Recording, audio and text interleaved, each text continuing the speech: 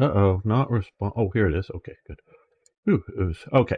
Um, don't know that we need to towns captured, whatnot. Take a look, but we will get orientated from our last stream here. Now, this is part of Strategic Command American Civil War, of course. This is the DLC Wars in America, and this hypothesizes the French primarily coming in support of the Confederacy. Now, obviously, that didn't happen. Yeah, sorry, Hannibal Bonaparte. I do have on my YouTube channel. I do have the complete a complete series playing through the Franco-Prussian War. So that is over there, and it's now complete. You can see how that goes, um, but we'll get to other things. I've obviously the Confederacy did not get any European recognition, let alone troops. But I actually come to the idea that there is a sure thing, Hannibal Bonaparte, and of course that is Gamer1745 over on YouTube. And it was started. The playthrough was started here on Slithering TV and completed on my channel. I've warmed up to the idea. I know slavery was strategically the European powers would love to reduce the United States into, several sections. Slavery was the big issue that they didn't feel they could touch, be seen in support of. But I've taken the viewpoint that this is the French coming in on the Confederate side is a reaction to some American political figures making very, very bold statements about the occupation of Mexico by the French, and stating that no matter that they're in the middle of a civil war right now, once the civil war is complete, the United States is going to throw, France out of Mexico because of the Monroe Doctrine. And Napoleon going, oh shit, I really want a a French empire made up with Maximilian as a puppet state, and we better support the Confederacy now, or it's going to be a much harder situation later. So that is where I look at this as being almost plausible, or maybe more than almost plausible, in that if you really did have American bellicosity towards the subject, that the the French might have joined in on this. Okay, we're keeping Veracruz open here. We're keeping Puebla, the second largest city in Mexico, occupied there. The largest occupied here with our HQs. Now, we're going to go down here. And these guys got in trouble before because hit S for supply. There's no supply down here. And even if you go next turn, it isn't going to improve. But what they did is they sort of moved in. They came in and sort of moved into the no supply zone. But if we come down here, take this, and I did test this out, so I knew that this next turn we should have supply by taking the secondary supply. So we'll get that. And I think Acapulco is unoccupied. Yes, good. So that will also be another supply center down there, which will help us control here in Mexico a bit better. We're finding the main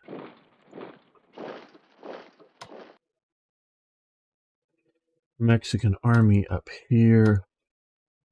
Okay, these guys can take down, take here, can come here, come back.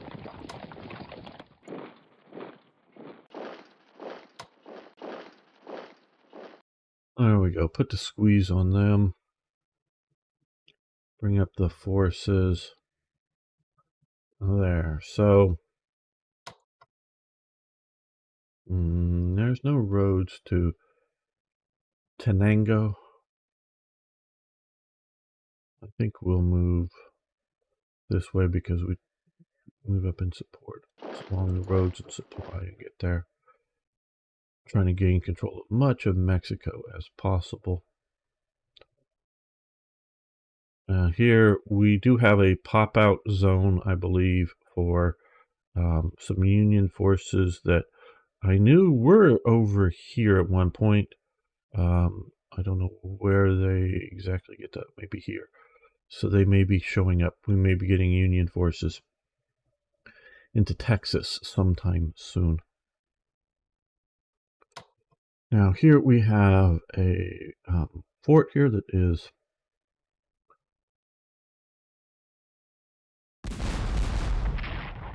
fully operational. And I think I'd rather kill one unit fully than damage two.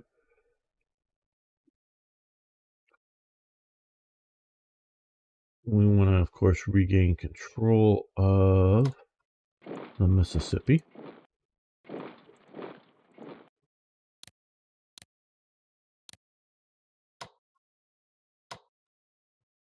Come down to there.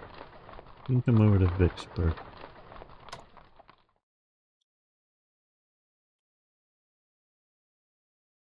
We now have a rail supply, well, until they maybe cut it back off.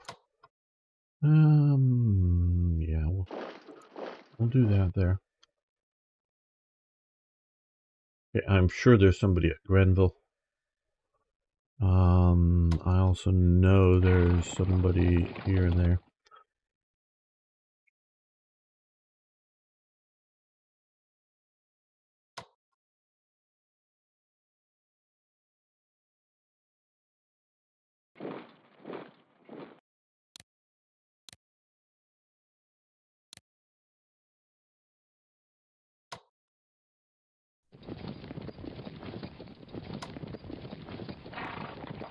Okay, that's actually empty. Wow. Okay.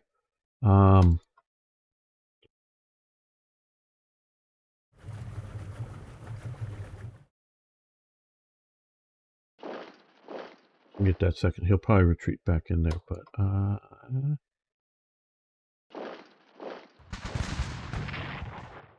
that didn't really help us. We'll just reconnect supply there.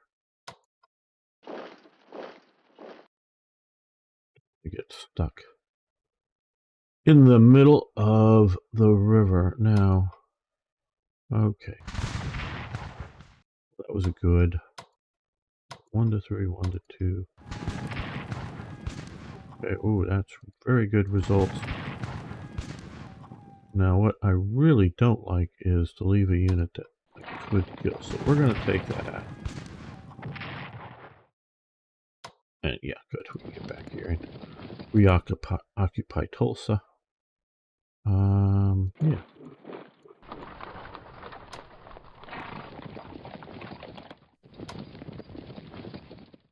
There we go, that should be decent supply. Next turn here with us holding Fort Gibson. Pushing on the Union out in the west here. Out here, Longstreet's command. Okay. All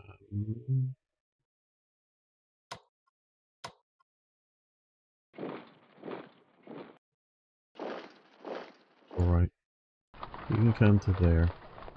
Now I know there's these last encounter. There were people, a corps at Athens, a Union corps there.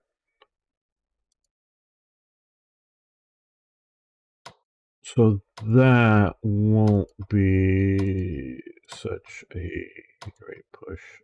We're gonna. I'm pretty sure there's also at Decatur there another Union force. These guys just got deployed there. So these we want to clear out. I want to clear out the Yankees in my rear as much as practical. How are we doing? Okay, we can.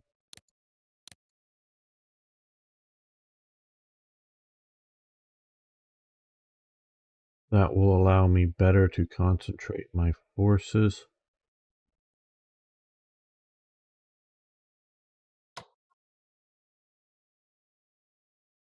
Now we are pushing up here, but I don't want to push. I want to push smartly, shall we say.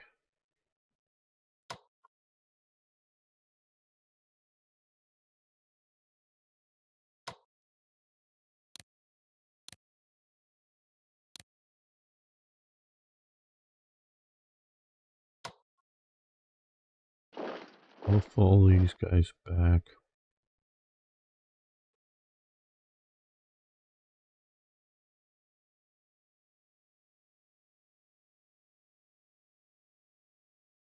We have 2 French corps and a French brigade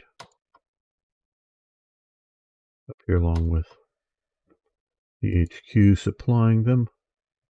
Adding to our Confederates, we retook the peninsula here. So we're moving back up some divisions and corps.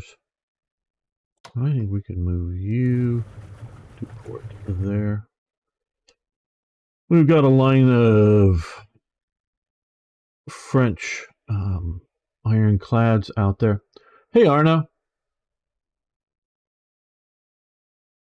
No, no nation that I know of recognized the Confederacy, and no significant European nation recognized the Confederacy.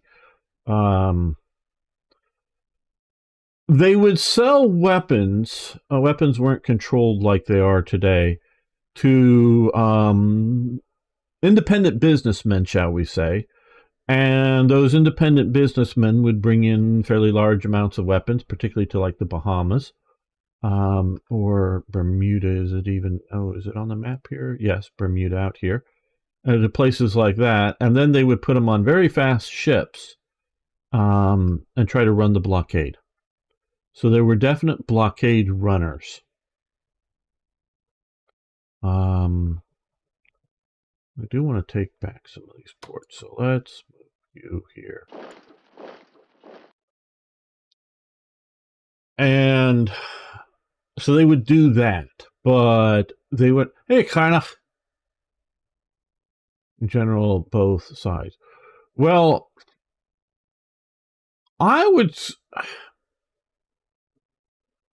say that there's little or no support for the Union by European powers other than not recognizing the Confederacy.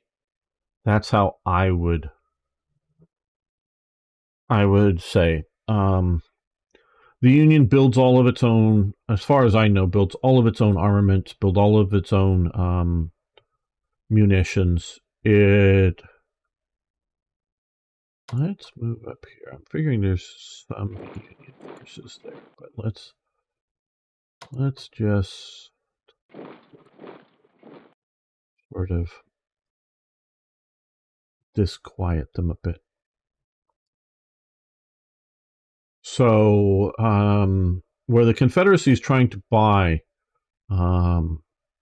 resources and armaments from Union suppliers as much as possible.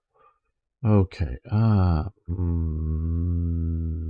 let's look at our production schedule for. Okay, January 11th. Okay, so later this year. So we're getting a bunch more corps, some more divisions, a couple of riverboat woodclad, armored with really thick beams, cavalry. So I think we're doing okay there. Getting some Mexicans from the French. I think we're gonna just save up our MPP.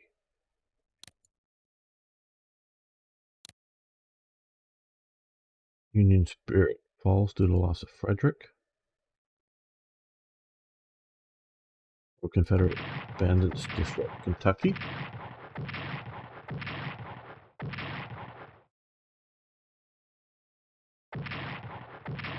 We're still getting the blockading effects down here, and Fort Pulaski is still... Okay.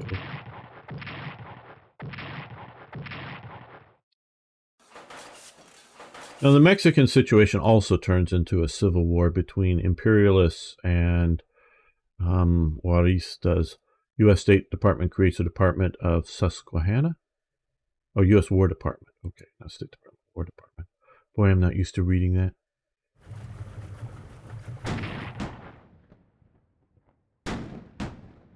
Okay, well, we'll repair that. Yes. Oh, contact with the vessel, whatever that was, did not go well for them.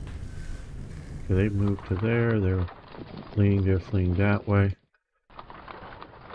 Pushing, or pulling back, I should say. We're pushing them.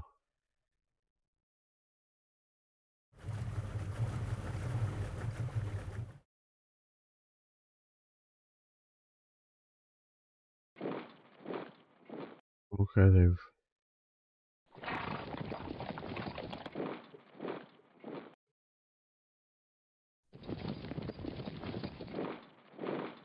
taken their... Yeah. We know we've got to get Port Hudson.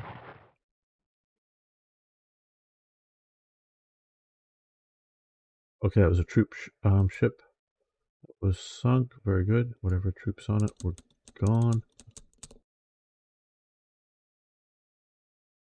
Okay, out in Confederate Arizona. And a Confederate Corps here. Let's see. Where do we want to put it?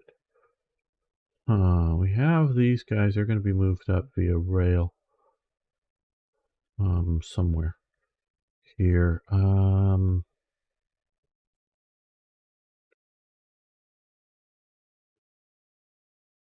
I know this is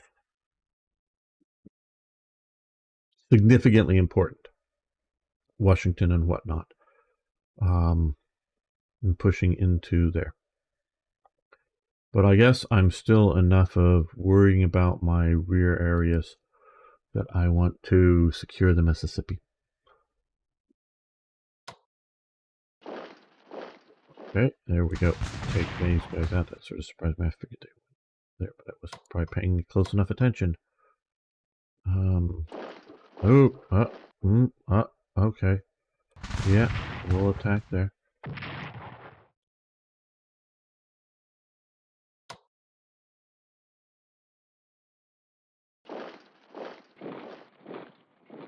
Right, well,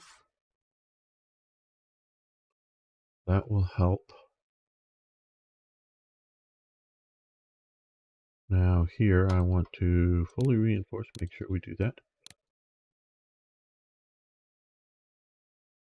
We're moving it to Gonzales, so we hold San Antonio, Gonzales, and Austin, the capital of Texas here, from what may pop out there. Since I no longer really fear naval landings.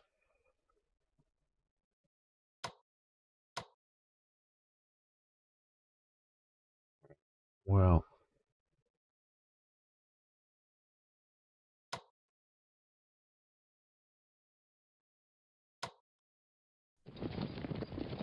now let's look at supply next turn. Okay, so we have it all the way out to there. Good.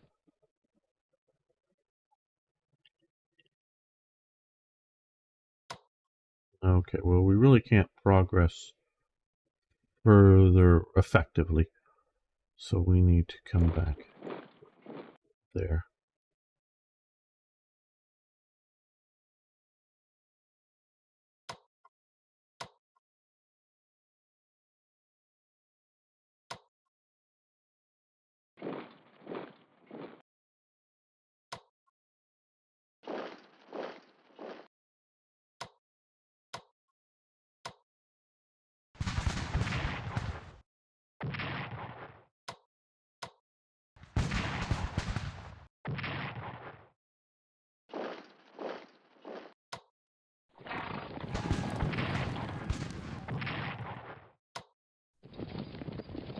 And finally, costly, but it was wearing them down.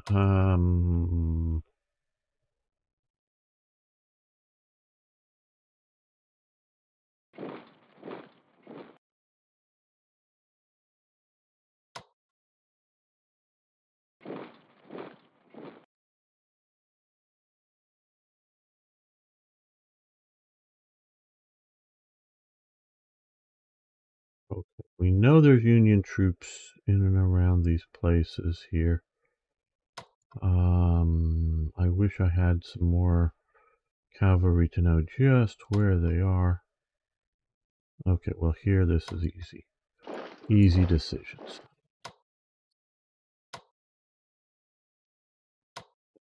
Flies.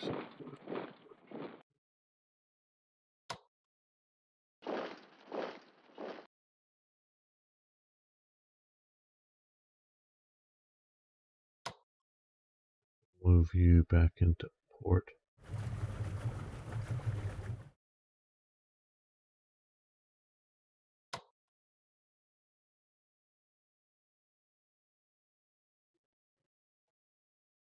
Well. Ooh. Okay. Big contact.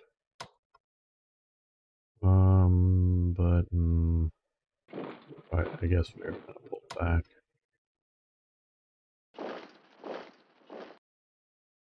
These guys need to be massively reinforced.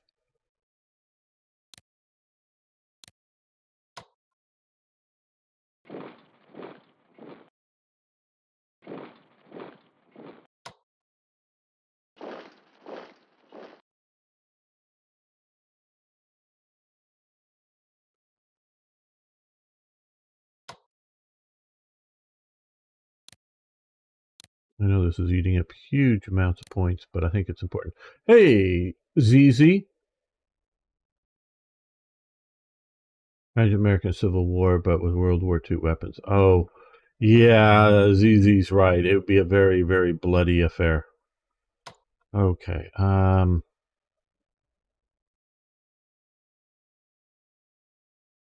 think it's better to take the time. It's just one up.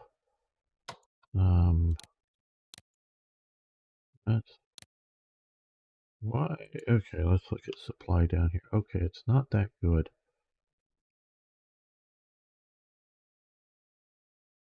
Thought it would have been better.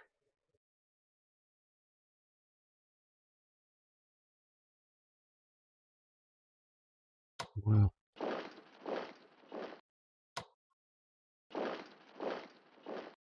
let's do that. We'll have the Confederates come there soon.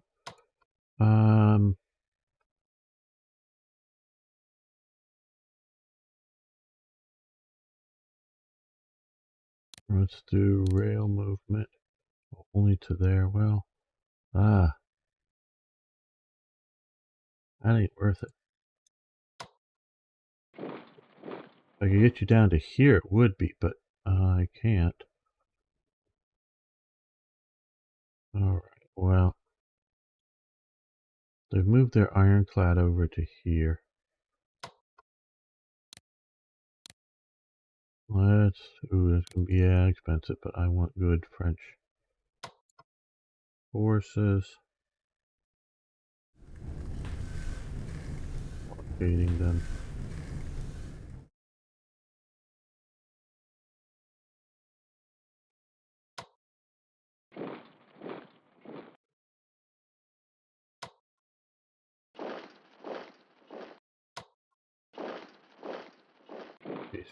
Occupy Fort Row. Not that it overly needs it, but okay, so let's see. We'll hit them with the weaker one first. I'm hoping they won't retreat, but we'll be able to fully take them out. Yes, that's what I wanted to do.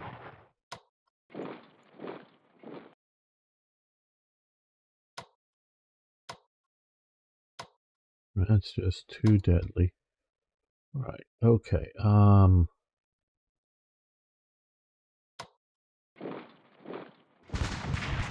Again, willing to take a bit of punishment if I can fully take out that Union brigade. Oh, ooh, wow, that was a bad mistake. Okay, that was a lot more painful than I thought. Pay attention how painful that was. Okay, well.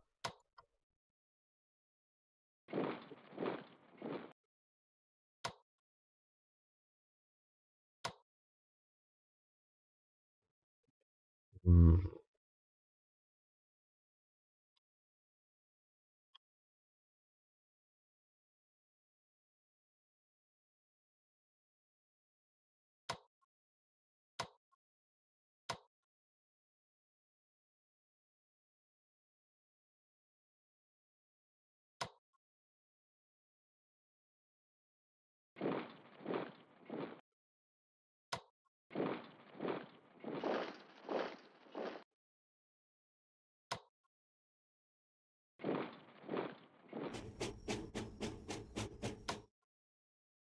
really don't know how useful those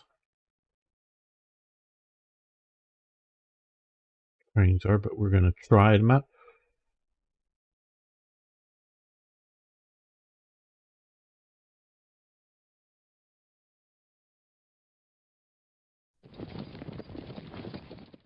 Well, okay, Arno, in muskets instead of Springfield rifles. Well, I don't know how much different. It would have been different if they had Springfield rifles or bolt action rifles for whatever you want to call it. The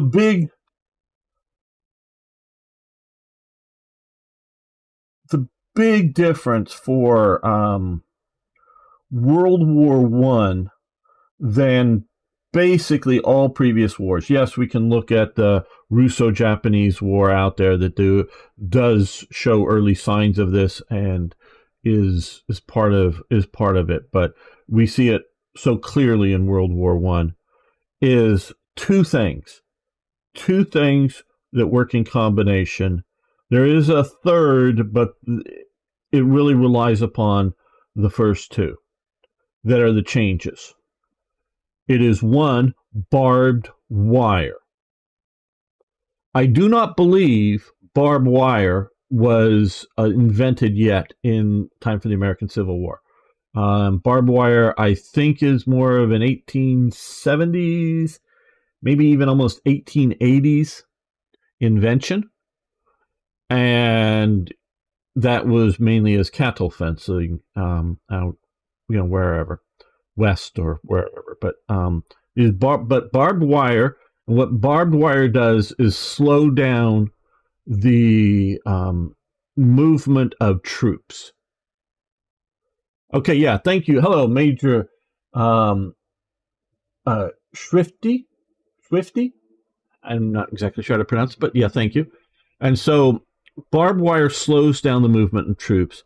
And the second thing is the machine gun that takes advantage of the slowing down of the troops.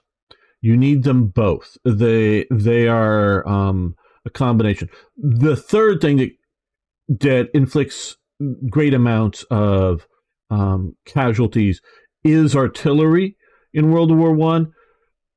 And you can look at some of the very early battles before the stagnation on the west front with barbed wire coming into play.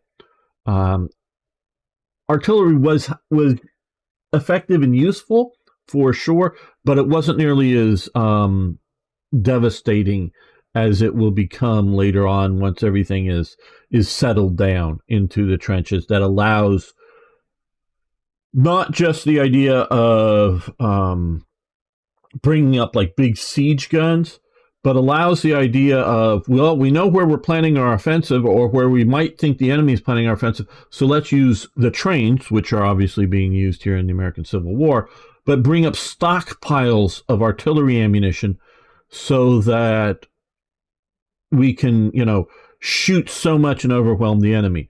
Like you're looking at today, the expenditures in Ukraine, I'm not talking politics. We're staying away from who's right, wrong, whatever. We all have our own opinions and whatnot. I'm talking just about the practical what's going on there now, is the rate of consumption by the Ukrainian forces every day of ammunition of particularly of 155 millimeter artillery shells is greater than basically the West, whatever you want to call the West, the United States, Europe, Australia, greater than their Israel, greater than their daily production of 155 millimeter artillery shells. They're shooting them faster than we can build them. So it's not so much are there guns, because if you look at whether American Civil War era, World War One, and we're talking pre-motorized. If you're just simply talking about a bolt-action rifle and not, trucks and aircraft and all of that stuff. If you're talking about a pre-motorized force, and I've also studied the Napoleonic Wars, you have just a limited amount of ammunition with the gun in the caisson that's traveling with the gun, and then generally there were extra ammo wagons.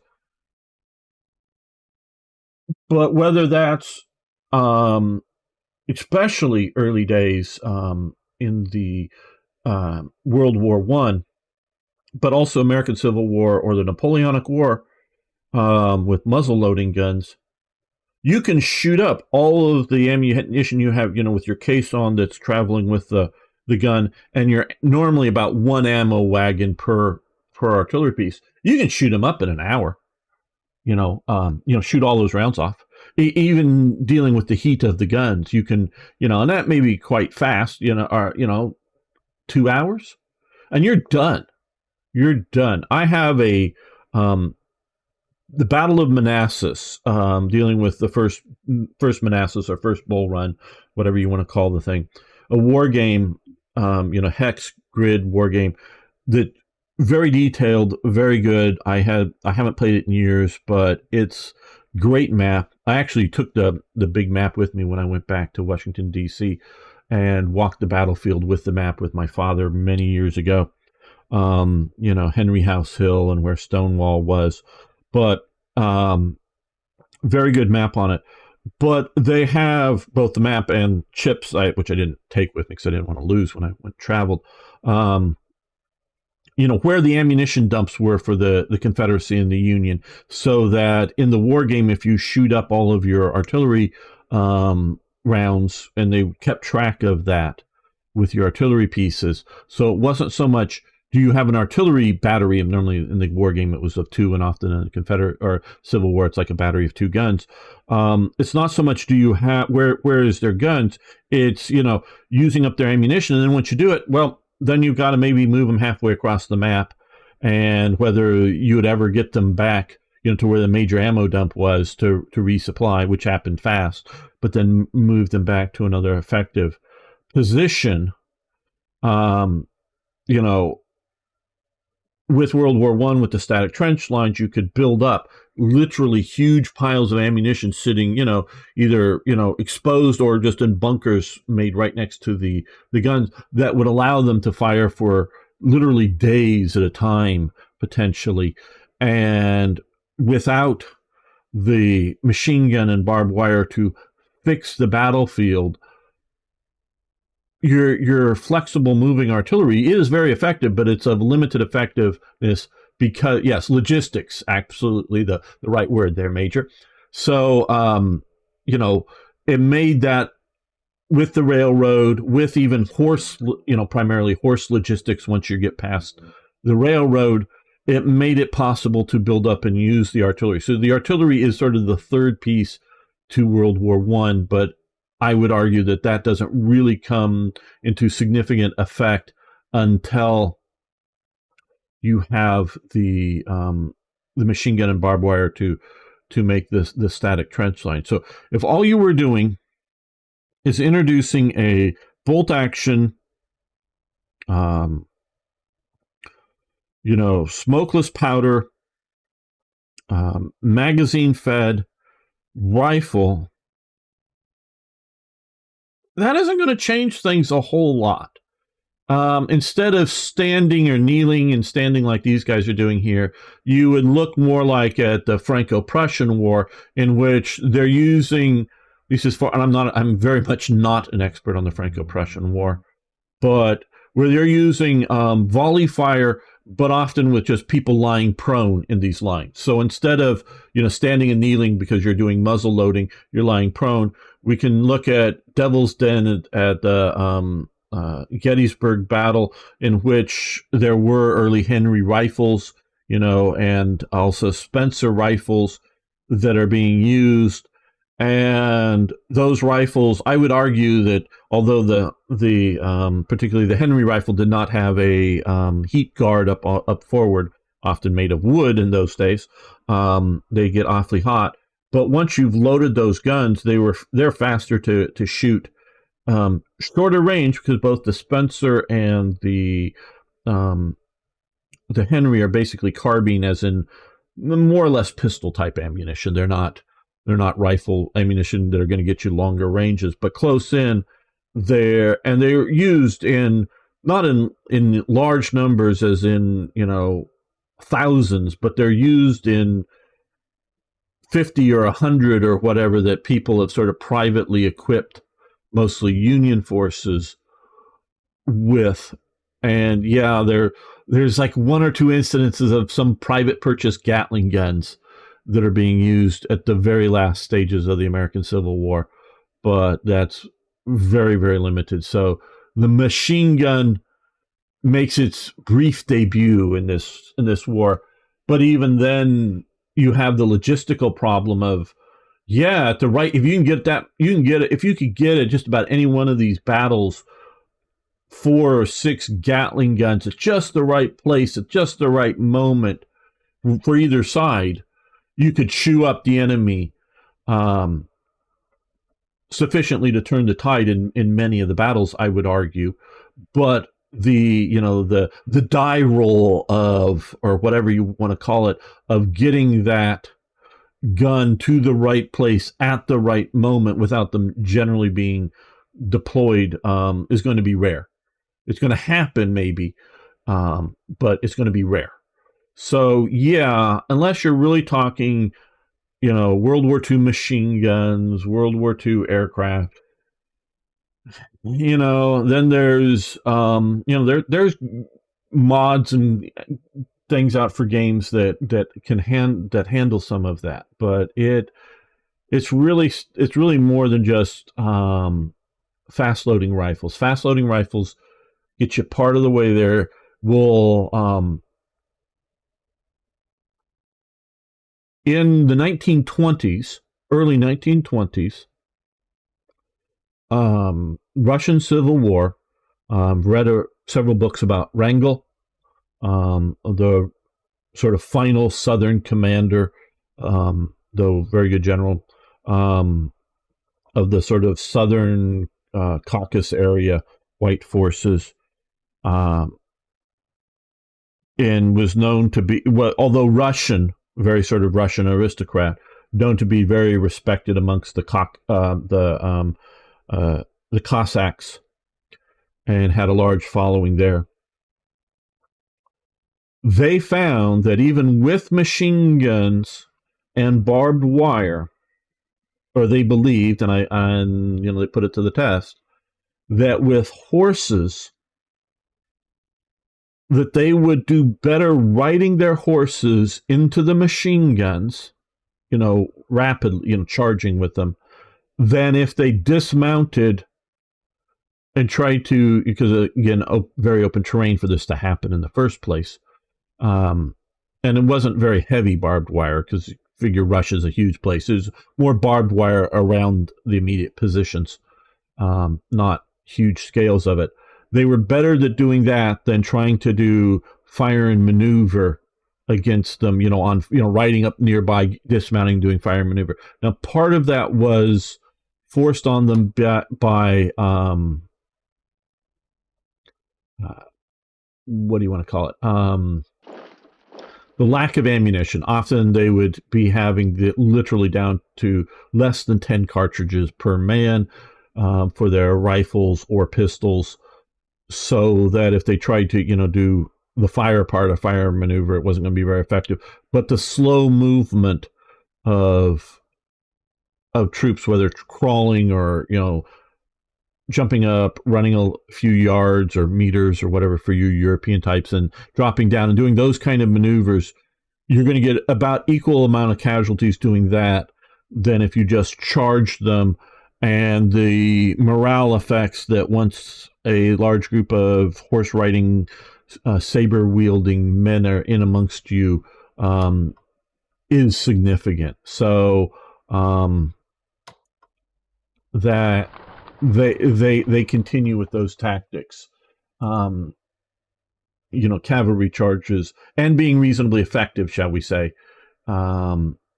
through to the end of the Russian Civil War. So that's, sparsely used in compared to the Western Front during the, First World War, using the same materiels because there were armored cars being used with machine guns mounted on them and things like that in the Russian Civil War in that theater, but sparsely used. So without the barbed wire, without the logistics, I don't think a lot would have changed if you're just adding the cartridge guns that are, once you're talking about a Springfield or Mauser action with a stripper clip loading. Now, of course, the other thing of it would totally out the Confederacy could not produce enough ammo for that. Hello,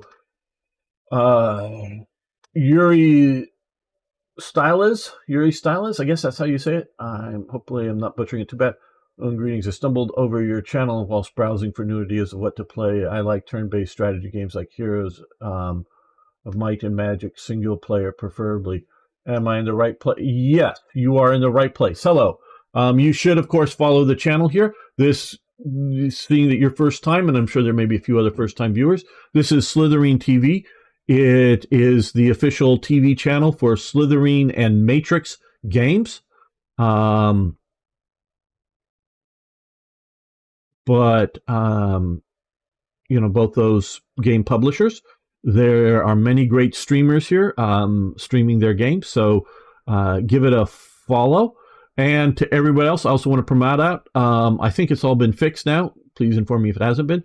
But the more you watch, you earn Slith coins. And you earn the Slith coins. You can redeem them for free games and DLCs. You can scroll down and see the Slith store. Open that in the new window to get the details on just how that works. So whether you're interested in the American Civil War with Strategic Command here, there also, just to let you know, there is a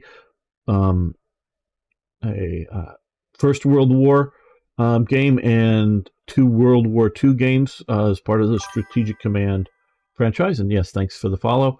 And then DLCs, this is a bit of a fantasy element of a DLC that if the French should come into the American Civil War.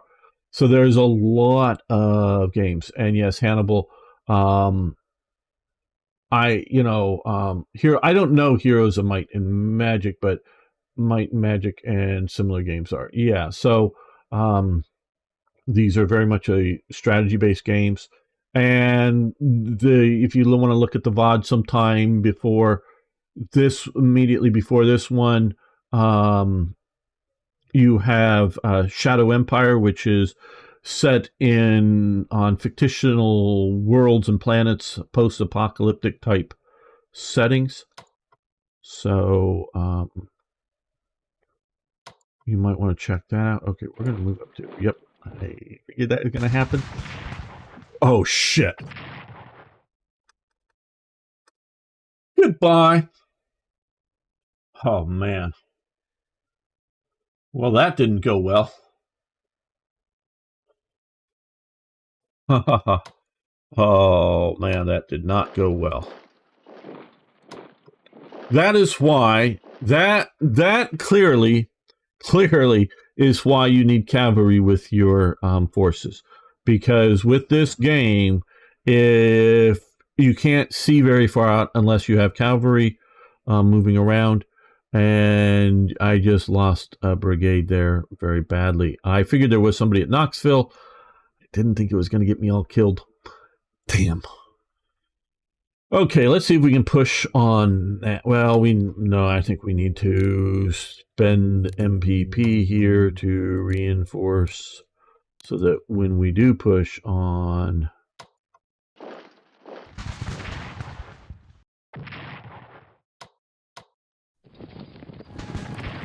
Nashville. Now, we're not going to, even though they're probably not going to uncover Nashville, we're still going to bring our cavalry back here. Now, these guys here, we're going to come down here. That'll tell us that these guys exist. I know there's somebody at Decatur. There.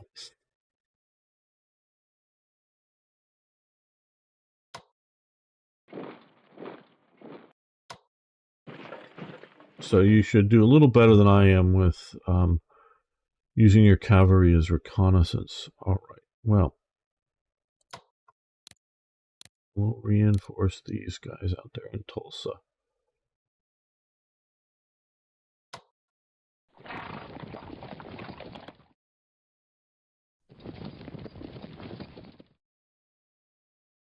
Hopefully that's reasonably well supplied. Next turn, yeah. There we go. We probably don't need him here then either, so we can move these guys up.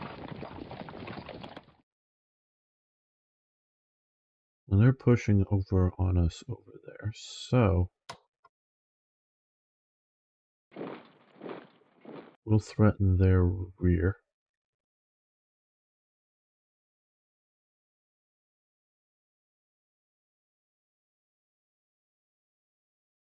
It's gotta get, yeah.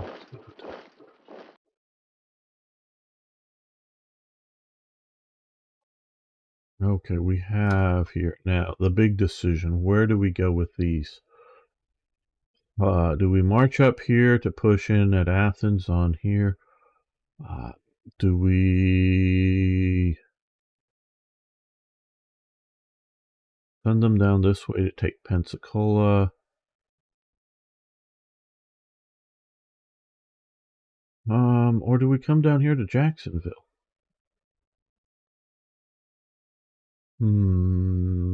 Okay, we're going to be very dynamic with these guys. It's going to be 108, a lot of points. What? I can't get them down to here? I was hoping to get them to Lake City. Oh, man.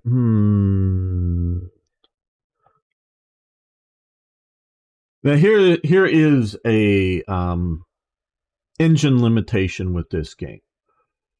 The Confederacy has poor railroads, probably a bit better than what we're seeing here, but this is a decent representation of them.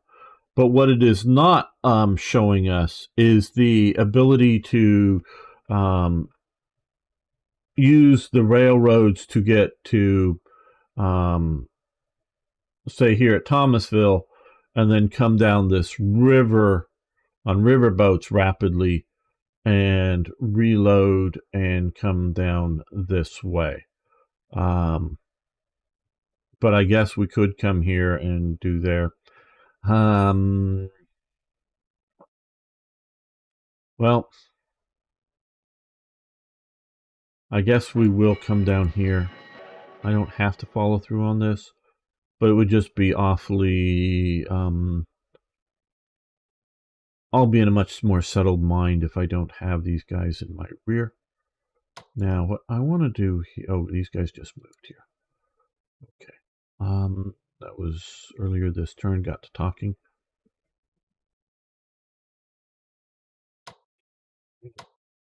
That I'm worried about losing.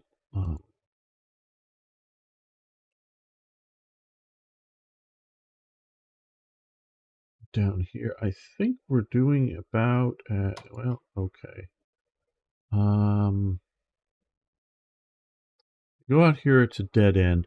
I'm trying to scoop up more points, trying to deny territory to our enemies. Acapulco is, let's see.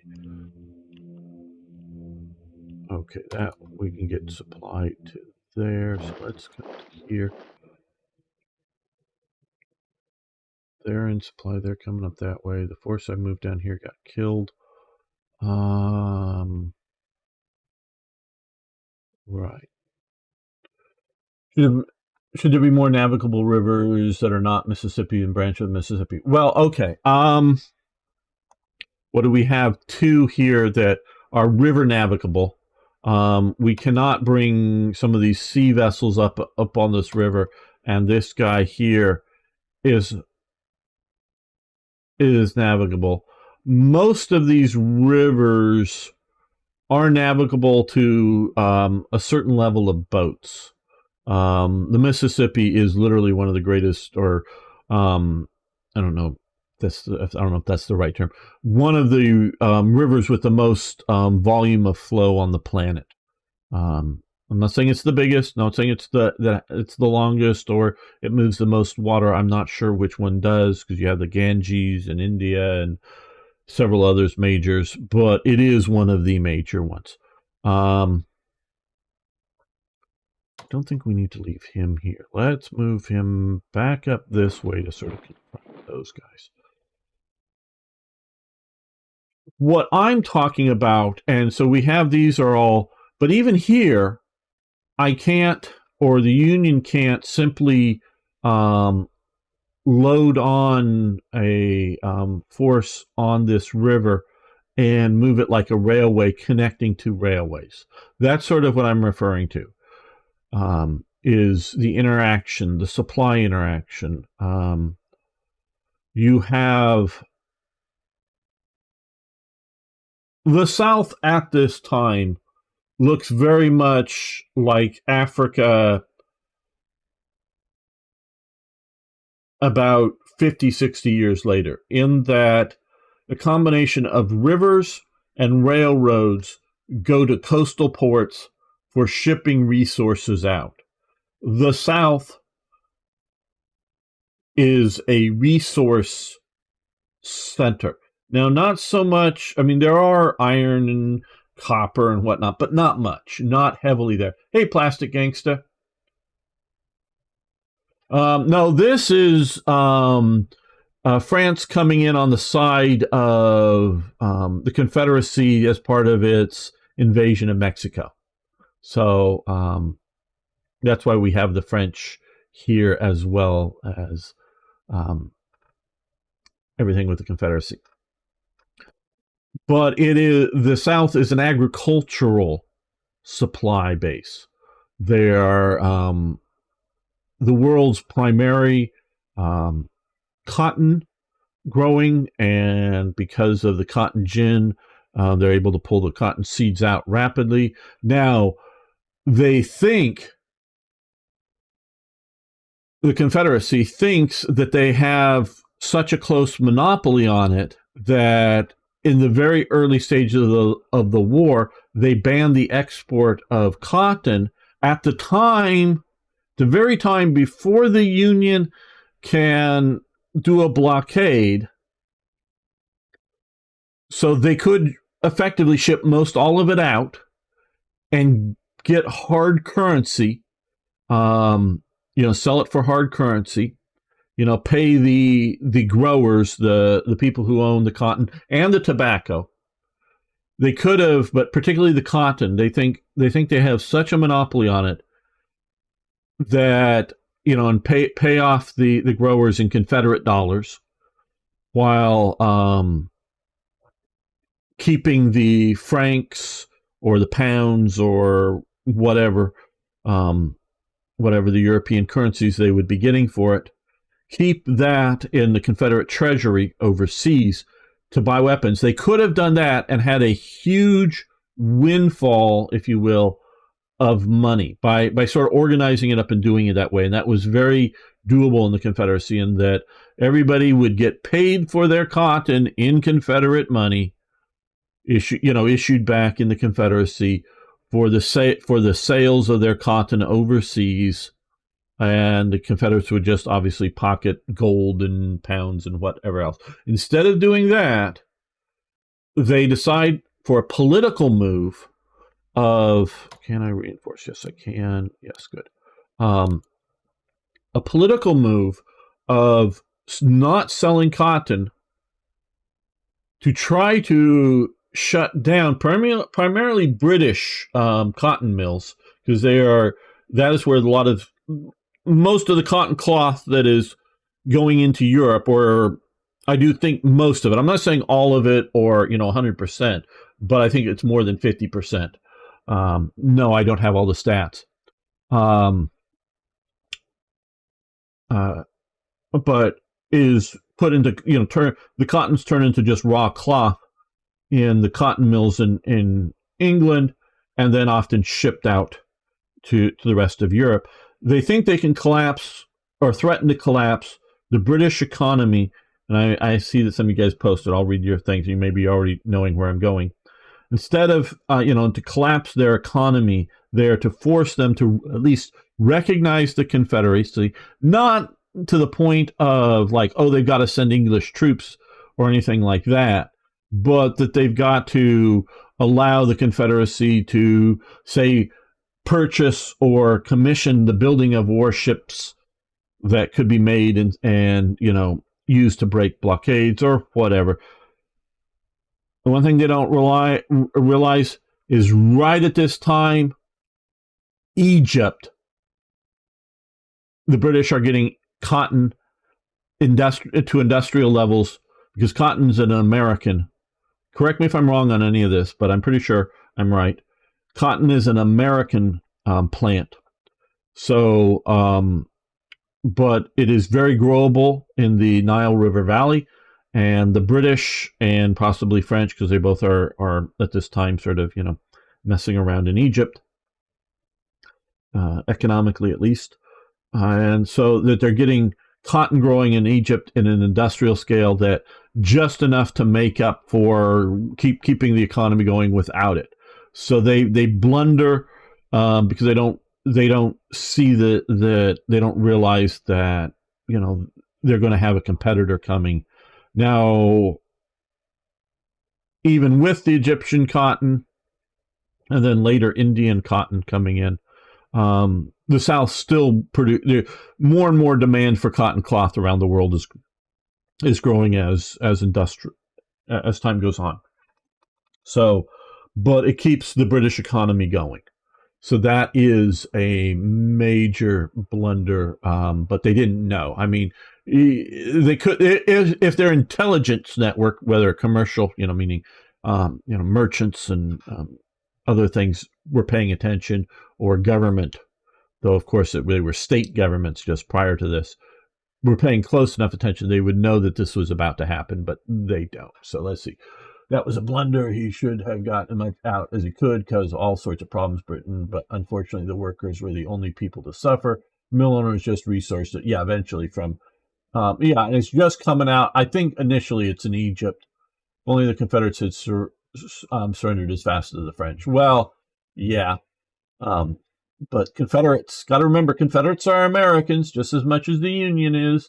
So they're both quite able to fight hard, and are very industrious people, because from very, very little industry. Now, most of like Confederate handguns and other things are made in the hundreds, as opposed to the tens of thousands for like Colt and Smith and Wesson and others.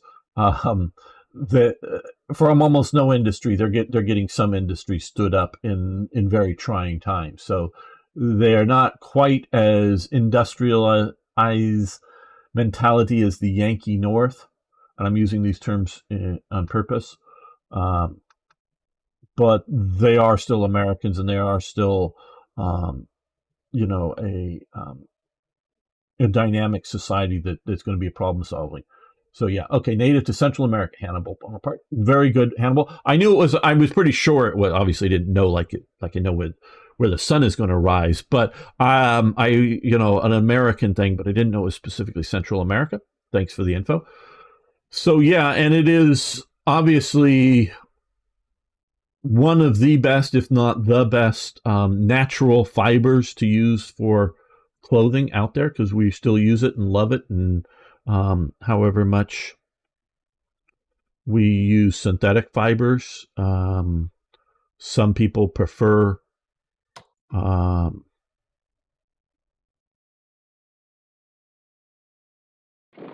the natural fibers, but it is a very, very good. Wool is better in a wetter climate in that when cotton gets wet, um, you get cold. Water is a great, as like water cooling a computer or radiators in cars. Water is a great conductor of heat away from things. But and with cotton, you get wet, you get cold. But with wool, you get wet, you actually get warm because the water sort of stays there, and the way the lanolin and the wool work, it keeps your body heat. So in the South, where it rains a fair amount, wool is a very bad idea for the day. Most uniforms are made, the jacket, the pants are made out of wool, but the shirts and whatnot are made out of cotton. So it is a very good sort of material. All right. Well, let's let okay, we haven't built anything. And we did sort of save up for not so much on the French side, but here.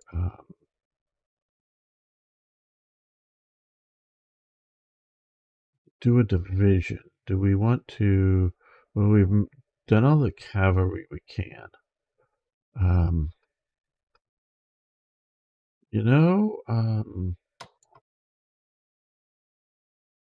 Ironclad for the river or a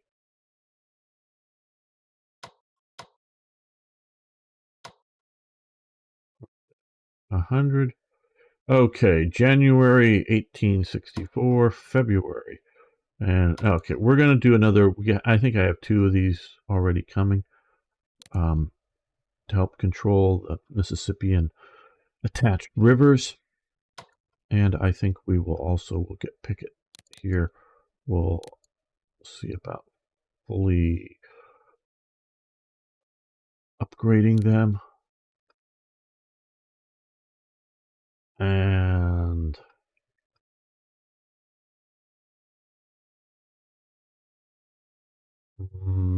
yeah, another one. Let's get another. Everybody's named Johnson, but let's get another Johnson. There we go. Well, I'm still going to leave a large there. Okay, what is Plastic Gangster saying?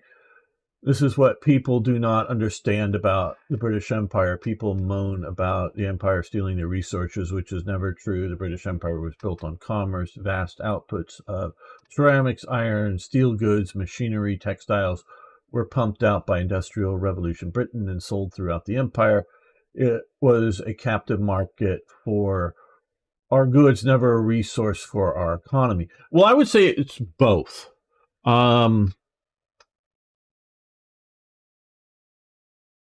You can look at, Plastic Gangster and I know each other moderately well, shall we say, in an internet sense. But you have Gandhi in his, independence movement for India, trying to get Indians to spin their own cotton. Now, obviously, they didn't have cotton until the British Empire brings cotton to India. So whether and I don't know what they use, flax, which is another plant-based fiber, or wool up in the, because parts of India are very cold and mountainous, and you need wool there or whatever. But I don't know what their other fibers were using prior to Britain bringing cotton to India. So Britain brings cotton. Britain is also cheaper for Britain to for the Indians, of course, harvest the cotton, sell it to British merchants, ship it to England, make cloth out of it, and ship it back to India. Well, Gandhi's trying to get a home spinning movement. That's why they have the spinning wheel as part of the Indian flag to this day. Again, something that wouldn't be there without the British.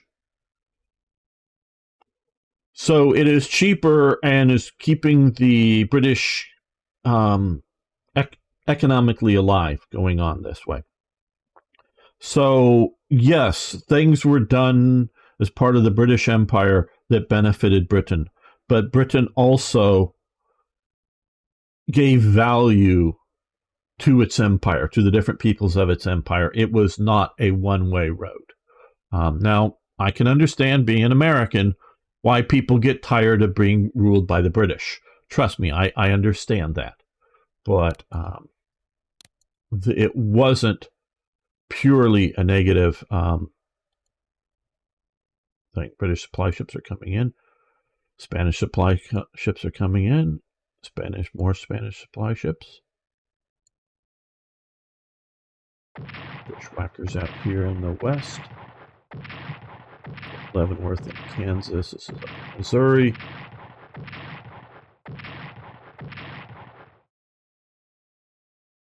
Yeah, they still block the southern part of the Mississippi with that.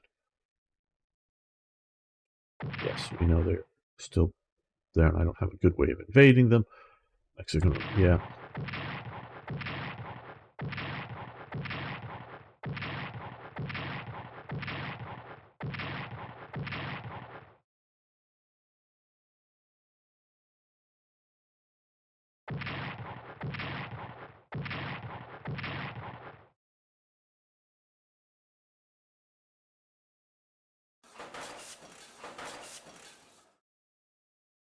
Well, you're saying undermining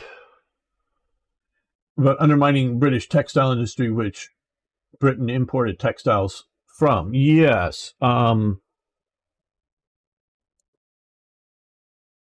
Spanish mobilization. Once we get to 100%, we might get Spain in on our sides. Well, again, I'm not the greatest expert, but I don't necessarily trust. Oh shit. Oh, that worked out. I was figuring, well, we did take damage, obviously, the ironclad, but that was a weak ironclad. He had been heavily damaged.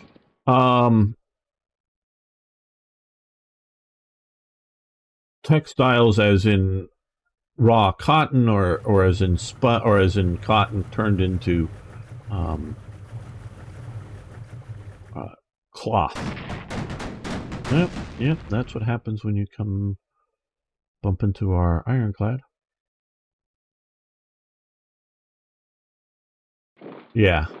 So I don't know. I don't obviously have the facts and figures sitting right here in front of me to argue the case in detail. And India also, remember, what the hell is India? Well, during British rule. By the time you're getting to World War II, obviously the British East India Company still fully exists, but no longer has political power control over India. And there are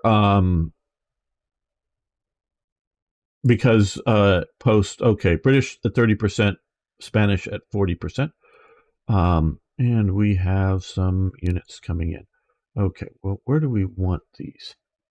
Again, I'm sort of in a traffic jam, and those guys survived, so I'm happy about that. Traffic jam situation there, so I don't necessarily want more there. I definitely want to see about putting somebody on the railways, or really want to clean up here, but also out here. Ooh, I can put them right here. Okay, we'll put one division there. Now, cavalry. Well, we have no cavalry down here at all. So we're going to drop you down in New Orleans. And another corps, which this is going to be a much harder hitting force. Now, we lost the division that bumped into Knoxville.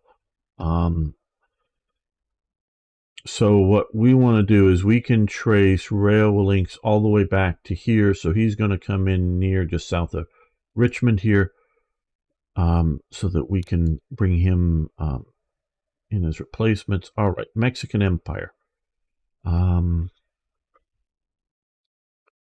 We got Acapulco there.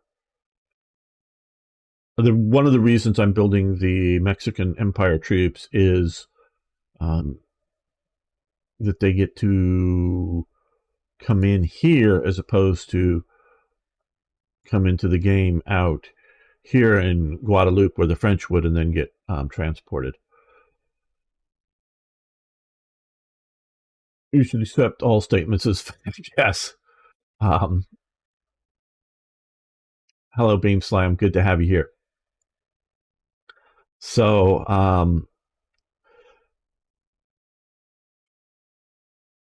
yeah. Okay. So the East India Company still within it still has 3 presidencies, which are regions. One is over what is sort of the area of modern day Bangladesh.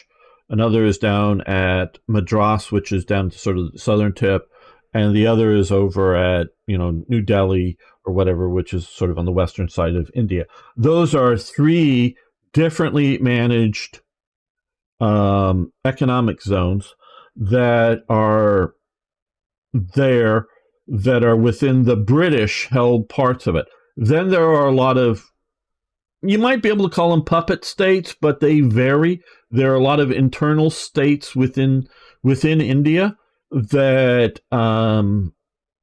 I would say, again, I'm not the greatest expert, but I've watched movies, documentaries, read some books, that largely, if they largely behave, don't make wars, don't butcher their own people, don't cause problems, in a major way, they get to be sort of self-governing, if you will, have their own armies, their own armed forces, at times with relatively modern equipment, as in like self-loading rifles, not, just carrying, antique swords or whatever. And so you have this patchwork of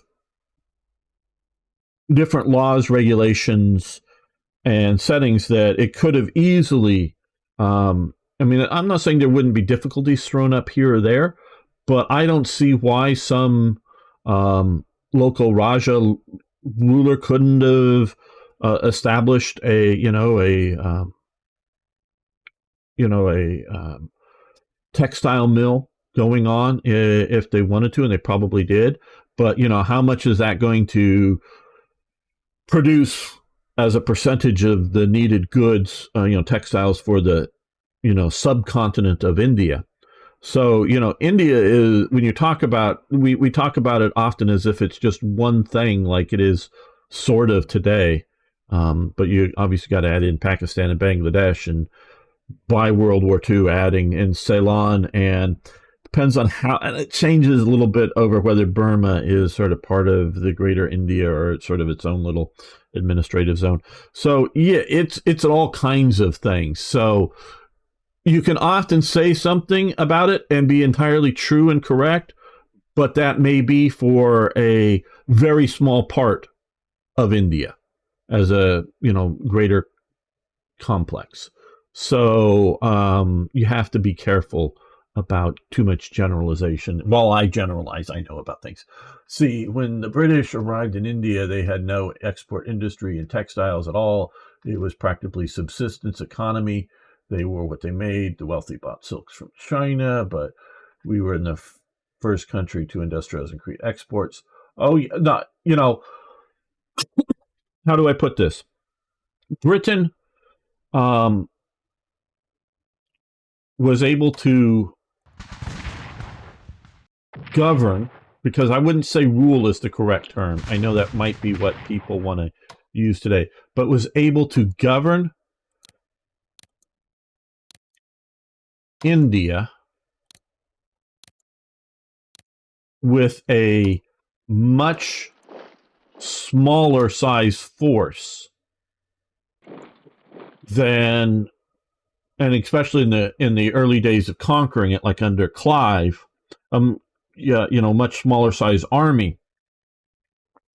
So the people of India must have found something good about British governance compared to other governances that they experienced before or currently experiencing in some other region. It must not have been all bad. There had to be good elements about it. India Bengal region exported artists and produced textiles. Yeah, and that's I would consider that to be non-industrial scale, sort of by definition. Okay, so that's going to be very painful, but let's see if we can take it. Take the pain.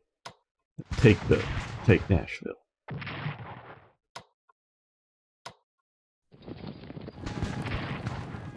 Painful. Yeah. Oh, not very painful at all. Very good. Okay. Very good. So we now have Nashville. See if we can take out Rosecrans.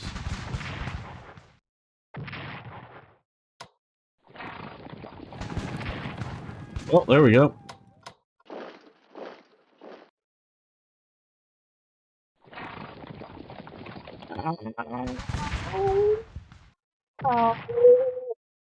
Your brilliant general just made a bad, clumsy mistake and lost his whole brigade of cavalry. Ow! Ow! Ow! Ow! Oh! Ouch! Ouch! Okay, you come to here because we know we're not doing that again. Ouch! Ouch! Okay. Ooh. Such brilliant advances. Okay, well, getting the cavalry coming up from the south here. Okay, well, guys, you're marching down that road.